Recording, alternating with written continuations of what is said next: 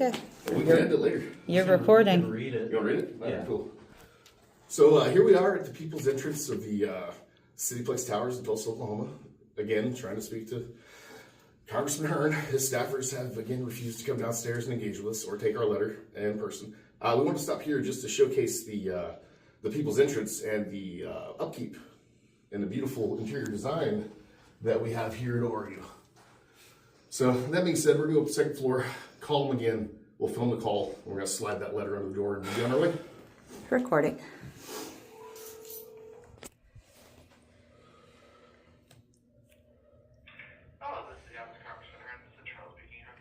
Hey Charles, this is Thomas Rice from About Face. I was calling to ask if you would collect a letter from me. I'm currently in a 7th floor stairwell. We still do not have access to you, and we're wondering if you'd meet us at the door so we can hand you a letter. I am unable to do that. We do not have the ability to, we do not have the staffing available to do that, but you can leave with security and they should be able to take that. Understood. Well, we're going to read the letter to you, okay?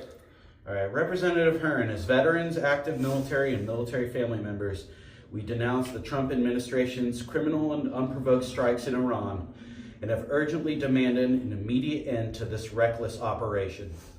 Trump's war of aggression on Iran is a crime and clearly based on unfounded claims about weapons of mass destruction and flagrant profiteering, just like the Iraq war, that is now widely regarded as a devastating mistake at best. We were told that we served a righteous cause in Iraq, removing weapons of mass destruction from the hands of an oppressive regime.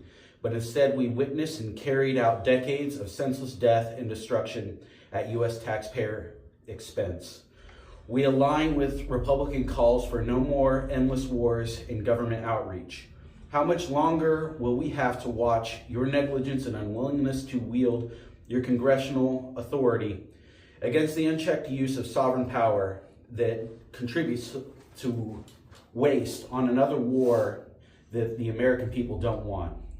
Building on a precedent derived from the 2001 authorized use of military force, which was granted at the outset of the global war on terror, every presidential administration has showcased the dangers of giving the executive office the unilateral right to launch airstrikes without congressional declaration of war. While the government spent almost $12 billion in 1 week of provoking this war, that money instead could have been spent in our communities, funding health care for 1.3 million people, providing housing assistance for over 1 million people, and food assistance for more than 5 million people, and paid for the child care universal pre-K for 900,000 children. The American people do not want endless wars that will create a rising cost of living while our communities are already at our limits. What answer will you give grieving families when the remains of their loved ones are returning with no tangible outcomes to justify so great a loss? For the service members who come home from Iraq, the successive invasions of direct fighting led to physical, psychological, and emotional scarring. Drone operators also left deep psychic and emotional scars in service members who surveilled the daily lives of people just like themselves before pulling the trigger of a joystick and confirming in vivid detail the deaths of those targets. According to the VA's 2024 compensation data, over 3.6 million veterans have disabilities from serving during the Gulf War era, 1991 to present. The service members you are now sending to Iran will return to a crumbling healthcare system alongside working families and communities with no other viable options.